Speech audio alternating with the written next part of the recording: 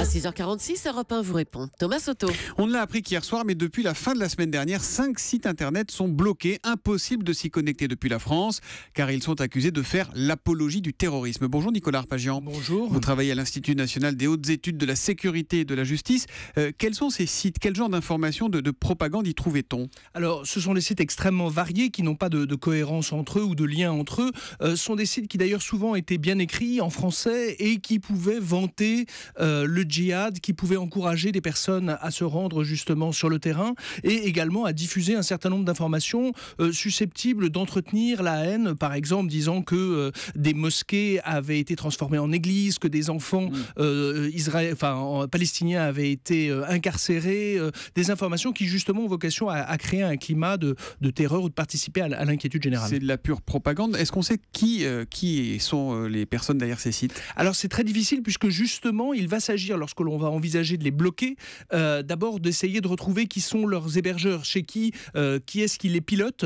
Évidemment, ils ne laissent pas les traces, ils ne laissent pas des indications à directeur de la publication. Donc à chaque fois, c'est très difficile de savoir qui se cache derrière, sachant qu'un individu isolé est tout à fait capable d'animer un tel site. Une question de Laurent sur Europe1.fr. Que risquent ceux qui se rendent coupables d'apologie du terrorisme, puisque c'est ce qu'on reproche à ce site? Alors en fait, le code pénal est très clair là-dessus. C'est 75 000 € d'amende, 5 ans de prison. Et là, il y a un facteur aggravant puisqu'on est sur Internet, donc ça monte à 100 000 € et 7 ans de prison. Alors effectivement, il s'agit là de peine maximum. C'est pas forcément réaliste après d'envisager de porter devant un tribunal ces individus. Donc on est passé à la phase technique de blocage des sites. On a un tweet là de Chausseleux avec le hashtag un matin. Est-ce que l'identité des personnes ayant visité ces sites fermés sera transmise aux enquêteurs et la justice? Alors pour l'instant, la consultation n'est pas interdite. Il faudrait qu'elle soit régulière et ça supposerait que les personnes fassent l'objet d'identification et d'enquête.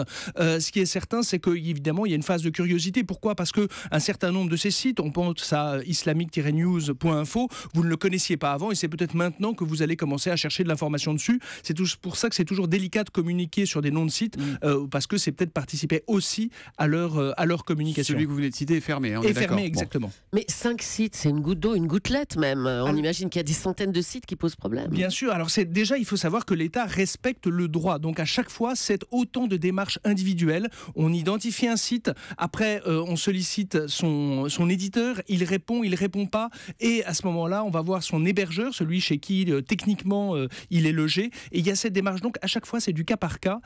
Mais ce sont des démarches qui respectent systématiquement le droit tel qu'il a été créé en France. On a un tweet d'un peu patraque qui nous écrit: symbolique oui, efficace non. On sait bien qu'un site fermé réouvrira très vite via un autre hébergeur. Il n'y a rien de plus simple que de créer un autre site internet. Exactement, surtout que ce ne sont pas des sites qui ont vocation à durer, ce sont des sites qui ont vocation à diffuser de l'information. Et donc on est davantage dans le symbole, puisque effectivement il existe même des moyens techniques pour que votre localisation française, le fait qu'il vous qualifie grâce à l'adresse IP, la plaque d'immatriculation de votre ordinateur, des moyens de contournement existent. Donc ce n'est certainement pas un moyen permanent et durable de blocage des sites. Nicolas Arpagian, est-ce que fermer ces sites, c'est pas aussi prendre le risque de perdre des informations, une possibilité de tracer ceux qui les alimentent? Alors c'est pour ça que c'est à chaque fois des fermetures au cas par cas, de manière à ce que effectivement les enquêteurs, puisque c'est bien des policiers qui procèdent à ces blocages, c'est l'Office central chargé de la lutte contre la criminalité liée aux technologies de l'information, c'est lui qui est cette autorité administrative en quelque sorte qui va conduire ces blocages. Donc ils sont au cœur des enquêtes et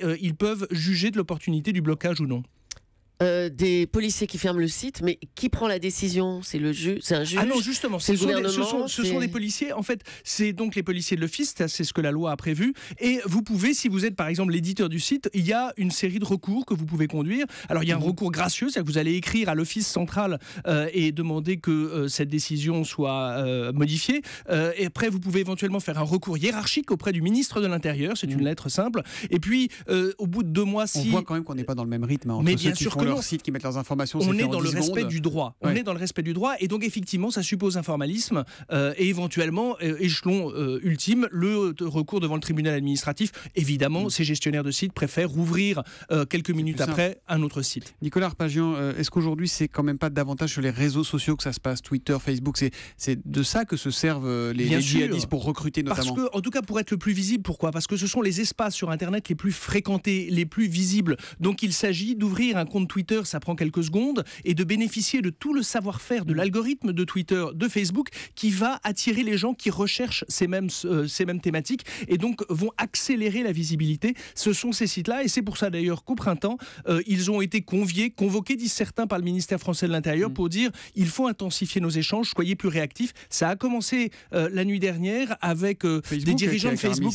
ses règles à jour, qui commencent à modifier, à être... Mais attention, c'est une inquiétude pour ces sites-là de voir qu'on va leur imposer des contraintes, ça leur coûte, c'est l'engagement d'être humain, ils n'apprécient pas trop ces règles supplémentaires. Comment on surveille ces réseaux sociaux aujourd'hui? On a assez de cybergendarmes en France? Alors, bien sûr, alors c'est évidemment les moyens, en tout cas les moyens sont maintenus dans des périodes budgétaires contraintes.